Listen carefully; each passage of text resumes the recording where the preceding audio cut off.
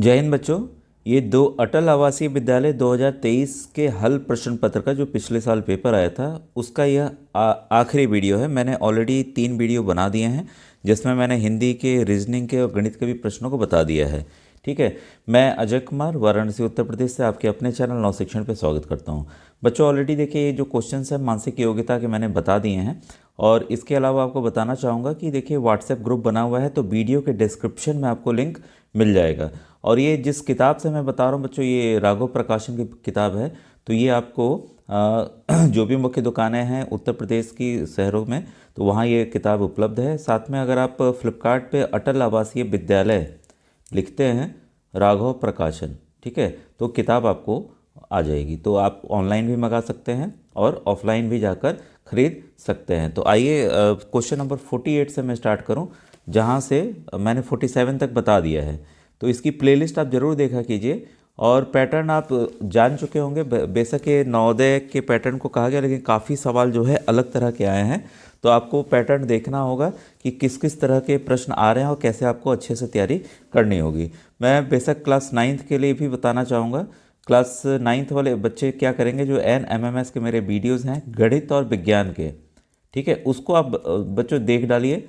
ठीक है, तो उससे आपकी इसकी तैयारी हो जाएगी। बाकी हिंदी और अंग्रेजी के लिए मैं सैनिक स्कूल या नवोदय के लिए जो भी वीडियोस बनाऊंगा आप उसको भी देखते जाइएगा। ठीक है, अब आइए आज के प्रश्नों को पढ़ते हैं। क्वेश्चन नंबर 48 से, यदि मनोज एक कार 4,65,000 मतलब 4,65,000 में खरीद कर उसे 2 साल बाद 3,85,000 में बेच देता तो बताइए उससे कितनी हानि या लाभ हो। सिंपल प्रश्न है, कुछ नहीं कर था कि जितने, भाई देखिए उसने इतने में खरीदा और कम में बेचा, तो कम में बेचा तो क्या हुआ भाई, हानि होनी है। ठीक है, इसको बस घटा दीजिए, घटाएंगे तो आ जाएगा आपका 80,000। ठीक है, तो ऑप्शन नंबर 48 का बी बच्चों, ऑप्शन नंबर बी सही है। ये काफ़ी आसान प्रश्न था। इसके बाद है क्वेश्चन नंबर 49। अगर कक्षा 5 में, क्वेश्चन 49 है, अगर कक्षा 5 में कुल 80 बच्चे हैं, ठीक है भाई 80 बच्चे 80 बच्चे हैं, उनमें से 40% लड़के हों तो लड़कियों की संख्या क्या है। जब भी देखिए बच्चों प्रतिशत का प्रश्न आए तो कुल जो भी संख्या दी है, यहाँ बच्चे दिया है तो मिठाई टॉफ़ी कुछ भी हो सकती है। सवाल देखिए इस साल बदल के आ सकता है, तो जो भी संख्या दी हो उसको लिख लीजिए। अगर बोल ये पूछा है इतने लड़के हैं तो भाई लड़के कितने हैं, तो प्रतिशत रूप में ना, तो इसी का आपको 40% निकालना है। प्रतिशत मतलब क्या होता है, प्रतिशत मतलब होता है 1/100। ठीक है, तो हम क्या करेंगे 1/100, तो प्रतिशत इसके साथ में था तो इसी के साथ बच्चों ये गुणा भी होगा 1/100 नीचे आएगा, या 40/100 भी आप लिख सकते हैं। अब देखिए नीचे की संख्या ऊपर की संख्या को काट सकती है क्योंकि गुणा का चिन्ह है यहाँ पर। तो 0 से 0 कटा, 0 से 0 कटा, बच्चा क्या 8 4 जा 32। अब ये 32 क्या आया, अगर ये सवाल रहता ये कि 40% लड़के हैं तो लड़कों की संख्या क्या है, तो लड़कों की संख्या निकल गई। अब ये पूछ रहा है लड़कियों की संख्या, भाई कुल बच्चे 80 हैं, लड़के आपके 32 है, लड़कियां कितनी होंगी घटा दीजिए। ठीक है, 10 में से 2 गया आपका 8, ठीक है, और 7 में से 3 गया 4, तो कुल 48 देखिए लड़कियां। कितना आसान प्रश्न था।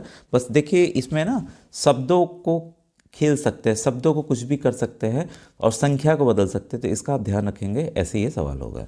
अब देखिए क्वेश्चन नंबर 50, ये सिंपल दशमलव का प्रश्न है, इसको इसके नीचे लिखिए, घटा दीजिए, 2 संख्या के बाद दशमलव दे दीजिए। ठीक है, मेरे ख्याल से अगर जिन बच्चों को घटाना दशमलव का नहीं आता है तो बता देंगे कि कैसे करना है, तो मैं बता दूंगा। ठीक है, तो इसका बच्चों ऑप्शन नंबर ए जो है वो सही है। ठीक है, क्वेश्चन नंबर 51, यदि रमेश ने 10,000 2 वर्षों के लिए 15% वार्षिक ब्याज की दर से बैंक में जमा की तो 2 वर्षों बाद उसे बैंक से कितना ब्याज मिलेगा। अब ये बच्चों आपको पता है सिंपल फॉर्मूला है साधारण ब्याज। ठीक है, साधारण ब्याज या इसको कहते हैं सिंपल इंटरेस्ट SI का फॉर्मूला जो होता है वो है आपका PRT/100। देखिए शॉर्ट में अंग्रेजी में याद करना बड़ा आसान होता है क्योंकि बहुत कम में याद हो जाता है। इसको पूरा याद करना हो तो क्या होगा, मूलधन गुणे दर। ठीक है, यहाँ समय लिख देता हूँ क्योंकि जगह उधर नहीं बची है, समय बटा 100। देखिए T से समय है, मूलधन से P है और दर जो है वो R है। ठीक है, इसी फॉर्मूला में ही हम इसको डालेंगे। तो आपने फॉर्मूला नोट कर लिया होगा। तो अब देखिए मैं साधारण ब्याज बराबर मूलधन कितना दिया है आपका SI लिख देता हूँ, या आप हिंदी में साधारण ब्याज लिख सकते हैं। मूलधन आपका देखिए दिया हुआ है 10,000, ठीक है, गुणे दर मतलब ये 15% वार्षिक दर, ठीक है, और समय कितना है 2 वर्ष है, टी बटा 100। अब देखिए जीरो से जीरो कटा, अब ये हो गया आपका 30, 30 में आप 2 जीरो और लगा दीजिए तो कितना हो गया 3,000। जब भी देखिए 15 दूनी 30 होता है, जितना जीरो है बस उसको यहाँ बढ़ा दिए, अलग से यहाँ लिख के गुणा करने की आवश्यकता नहीं है, ठीक है, जो संख्या है उसी में उतना जीरो लगा दीजिए, ठीक है। तो 3,000 रुपये देखिए ब्याज आ गया। यही सवाल बदल के कैसे आएगा जानते हैं, उत्तर इसका सी आ गया। मैं अभी से बता देता हूँ सवाल जो बदल के आ सकता है वह सवाल यही रहेगा, मान लीजिए यही सवाल रहेगा, तो बैंक वो पूरा पैसा निकालना चाहता है तो बैंक उसे कुल कितना पैसे देगा ऐसे ले लेगा, या पूछेगा कि उसे कितना मिश्र धन मिलेगा। मिश्र धन शब्द का भी इस्तेमाल हो सकता है, ठीक है। तो आपको कुछ करना नहीं था, जो आपको ब्याज निकाला है और जो पैसा उसने जमा किया बस उसको जोड़ दीजिए। 10,000 में क्या करना है, 3,000 को जोड़ देना है, तो कुल उसको कितना भाई, उसका पैसा अपना पैसा तो मिलेगा ही मिलेगा, साथ में जो ब्याज है वो भी तो मिलेगा, ठीक है। तो इस तरह से सवाल बदल के भी आ सकता है, तो इसका आप ध्यान रखिएगा, ठीक है। अब देखिए क्वेश्चन नंबर 52। अब देखिए कोणों का मैंने अलग से वीडियो बनाया हुआ है, प्लेलिस्ट में आपको जाकर देखना पड़ेगा, ठीक है। ये नवोदय की प्लेलिस्ट मैंने कई बार बताया हूँ, बीच में अभी डाल भी दूंगा कि कैसे प्लेलिस्ट देखना है। नवोदय की प्लेलिस्ट में पूरा कोण कौन कौन प्रकार है सब मैंने बताए हुए हैं। तो देखिए ये ध्यान दीजिएगा, 180 एक सवाल है, 190 के कोण का क्या प्रकार है।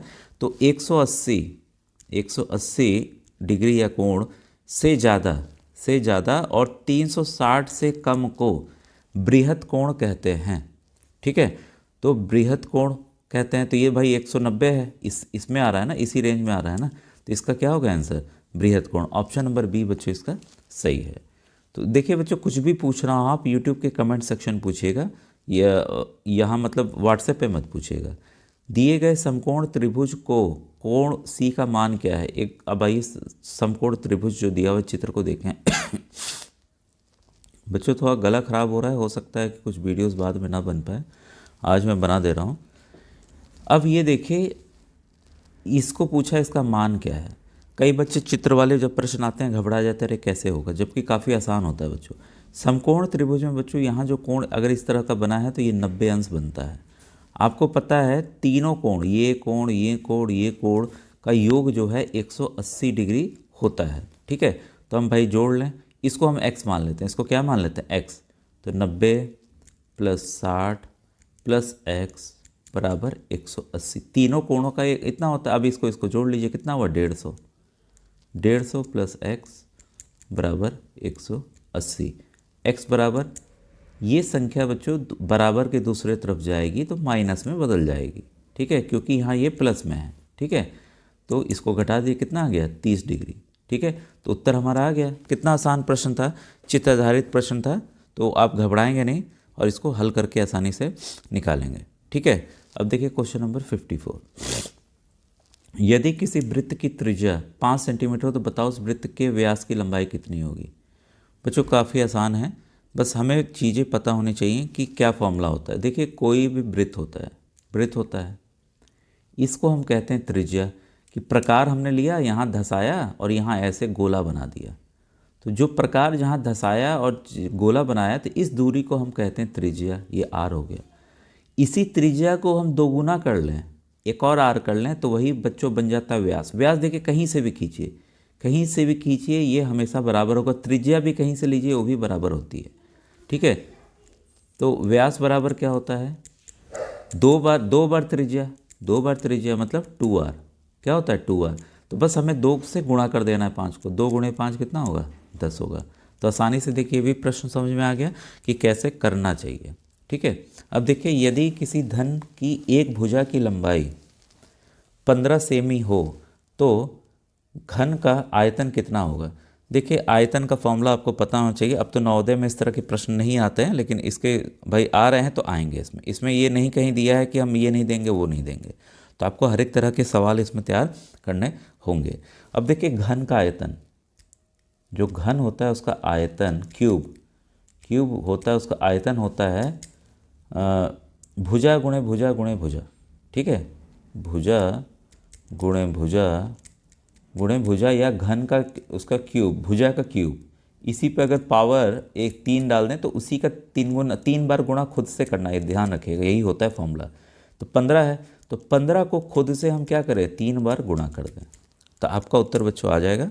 ठीक है, तो ये आएगा गुणा करने पे 3375 सेंटीमीटर क्यूब, सेमी क्यूब। ये ध्यान रखिएगा, कई बार कन्फ्यूज़न के लिए आपको ऐसे भी कर सकते हैं, क्योंकि कई बार होता है, बस सेमी लिख दें और एक ऑप्शन में यही चीज़ लिख के सेमी क्यूब लिख दें, तो आप जल्दीबाजी में टिक मत कर दीजिएगा इसको। देखिए उत्तर तो आपका 3375 आ गया, लेकिन यहाँ पर टू द पावर 3 मतलब घात 3 होनी जरूरी है, इसका आप विशेष ध्यान देंगे। ठीक है, तो ऐसे भी कई बार बच्चों को फंसाया जाता है कि बच्चा गलत सवाल कर दे। इसके बाद है देखिए 2/5 के व्युत्क्रम को 6 से गुणा करने पर प्राप्त भिन्न। तो बच्चों व्युत्क्रम आपको पता होना चाहिए, रेसिप्रोकल इसको इंग्लिश में कहते हैं। किसी भी संख्या का व्युत्क्रम पता करने के लिए बस इसको पलट देना है, नीचे की संख्या ऊपर, ऊपर की संख्या नीचे ले आनी है। ठीक है, तो ये कितना हो जाएगा, 5/2 हो जाएगा। ठीक है, को 6 से गुणा करना, भाई 6 से हमको गुणा करना, 6 से हम गुणा कर दिए, 2 1 2, 2 3 6, 5 3 15, तो 15 और नीचे क्या है, 1 है। आप इसका उत्तर देखिए 15/1 भी हो सकता है, 15 भी हो सकता है, क्योंकि जो नीचे वाली संख्या अगर भाग दे रही है तो उतना ही उत्तर आता है, तो 1 15 को भाग देगा 15 ही आएगा, तो ये 15 भी हो सकता था, 15/1 भी हो सकता था। तो काफ़ी आसान प्रश्न था। कई बच्चे सोचेंगे अरे 1 कहाँ से आया, तो उसके लिए परेशान नहीं होंगे। ठीक है, अब देखिए ये है, नीचे दी गई संख्या को दशमलव में बदलो। कई बच्चे क्या करने लगते हैं, भाग देने लगते हैं, ऐसे करके भाग देने लगते हैं, फिर दशमलव निकालते हैं, फिर ऐसे ऐसे करते हैं। इसकी कोई ज़रूरत ही नहीं बच्चों। करना क्या है, जो संख्या है नीचे क्या है 100, जितना जीरो उतना दशमलव इधर को आप बढ़ जाइए, 2 0 1 2 दशमलव यहाँ आएगा। ठीक है, वैसे ही इसमें 3 जीरो हैं तो 1 2 3, 3 के बाद दशमलव यहाँ आएगा। अब संख्याओं को हम लिख लेते हैं। ठीक है, 0.36, 0.396। नियम क्या है जोड़ का, दशमलव के नीचे दशमलव लिखना है। अब बच्चे यहीं फंसते हैं, गलती क्या करते हैं, 35 को यहाँ लिख देते हैं, 35 को यहाँ लिख देते हैं। अब बताइए ये सब दशमलव में है, यहाँ तो दशमलव दिख ही नहीं रहा है, करेंगे क्या। ठीक है, कोई भी संख्या जैसे 35 है, हम 35 को देखिए ऐसे भी लिख सकते हैं, चाहे हम जितना जीरो दे दें कोई भी फ़र्क नहीं पड़ेगा, इतना आप नियम याद रखिएगा। ठीक है, तो उस संख्या को आप कैसे कर लेंगे, 35.0000, चाहे जितना जीरो दे दीजिए, फिर ये हो गया 0.36, फिर ये हो गया 0.396। बस आप इसको जोड़ लीजिए बच्चों। ठीक है, जोड़ देते हैं भाई, ये आएगा 6, ये आएगा 5, ये आएगा 7, ये आएगा 5, 35.756। ठीक है, तो 57 का देखिए आसानी से आपको उत्तर पता चल गया कि ऑप्शन नंबर डी इसका उत्तर है। मुझे उम्मीद है बच्चों आपको समझ में आ रहा होगा। अच्छा लगे तो ज़रूर बताइएगा कमेंट सेक्शन में लिख के। यदि किन्हीं दो संख्याओं का गुणनफल 675 हो और उनका लसा 45 हो तो मासा क्या होगा। अब देखिए इसके लिए एक फॉर्मूला बस आपको पता होना चाहिए बच्चों कि कोई भी दो संख्या, हमने मान ली दो संख्या x और y हैं। ठीक है, ये है, तो इसका फॉर्मूला है दोनों संख्याओं का गुणा बराबर उन संख्याओं का लसा गुणे उन संख्याओं का मासा, महत्तम समापवर्तक और लघुत्तम। ठीक है, मतलब LCM इंटू HCF होता है बच्चों। ठीक है, ये फॉर्मूला है। अब देखिए इसमें क्या दिया है, उनका गुणनफल दे दिया पहले से ही दोनों संख्याओं का, तो 675 हमने यहाँ लिख दिया, लसा उनका दिया है 45 और मौसा हमको निकालना है। ठीक है, मौसा हमको नहीं, बस सिंपल है, आप इसको ऐसे समझिए 5 गुणे 3। ठीक है, मैं इधर लिख देता हूँ 15। 15 को कैसे लिख सकते हैं, 5 गुणे 3। अगर हमको 3 चाहिए तो कैसे आएगा, 5 जाके भाग करेगा नीचे, 5 1 5, तब ना देखिए 3 बराबर 3 आ गया। यही चीज़ हम यहाँ करने वाले हैं। मौसा निकालने के लिए क्या करेंगे, 45 को ले जाके नीचे भाग देंगे, इसको कहते हैं बच्चों क्रॉस मल्टीप्लाई। ठीक है, तो मौसा आ जाएगा आपका, भाग दे दीजिए। ठीक है, तो ये आ जाएगा आपका 15। 45 को अगर 15 से गुणा करेंगे तो आपका बच्चों 675 आ जाएगा। ठीक है, तो इसको ऐसे ऐसे लिख सकते हैं, देखिए सीधा लिख दें, कई बच्चे कंफ्यूज होते हैं, लसा गुणे मौसा बराबर दोनों संख्याओं का गुणा। ठीक है, तो मौसा बराबर क्या हो जाएगा आपका 675 बटे लौसा। ठीक है, ये देखिए जोड़ नहीं, अगर ये जोड़ रहता तब उधर ले जाके घटाना या घटाना होता, उधर ले जाके जोड़ना होता। यहाँ गुणा का चिन्ह है तो हमेशा क्रॉस मल्टीप्लाई में बच्चों नीचे की तरफ जाता है। ये मैंने वीडियोस कॉन्सेप्ट वाले बताए हुए हैं, अब नवोदय के न्यू वाले वीडियोस देख लीजिएगा। ठीक है, अब देखिए बस ये हमें क्या हुआ 45 था, 45 से भाग दिया उत्तर आ गया। तो मुझे लग रहा है अब ये सवाल आपको आसानी से समझ में आ गया होगा कैसे करना है। अब देखिए काफ़ी ये भी अच्छा सवाल है चित्र वाला। ये देखिए 15 है, ये 18 है, मतलब कि ये एक आयत है। बस क्षेत्रफल पूछा है, तो आयत का क्षेत्रफल क्या होता है, लंबाई गुणे चौड़ाई, यही तो होता है। ठीक है, तो हमें कुछ नहीं करना है, इनको गुणा कर देना, 18 गुणे 15 कर दीजिए, आ जाएगा आपका 270 सेंटीमीटर स्क्वायर। ठीक है, क्लियर हो गया। अब ये देखिए आज का आखिरी सवाल है, 2 अंकों की सबसे बड़ी अभाज्य संख्या होगी। बच्चों एक चीज़ बता दें, जो बच्चे बात मानेंगे, बहुत मैंने सब बताया मैं कई बार, 1 से 100 के बीच में जितनी भी अभाज्य संख्याएं हैं उनको आप याद कर लीजिए बच्चों। कुल 25 हैं, इस पे सवाल आते हैं और आएंगे, कंफर्म आएंगे, 100% आएंगे। ठीक है, अभाज्य संख्या 25 कुल हैं, और मैंने बताए हुए हैं, ट्रिक भी बताया हुआ है मोबाइल नंबर के जरिए। उसको नवोदय वाली प्लेलिस्ट में जाइए, उसको खोजिए और थंबनेल से आप जान जाएंगे मैंने बताया हुआ है, और उसको याद कीजिए क्योंकि सवाल आएगा। सबसे बड़ी अभाज्य संख्या है बच्चों 97 है। बच्चों अब यहीं मैं ख़त्म करता हूँ, अगर और वीडियोस चाहिए हो तो कमेंट सेक्शन में लिखिएगा बच्चों। ठीक है, थैंक यू वेरी मच।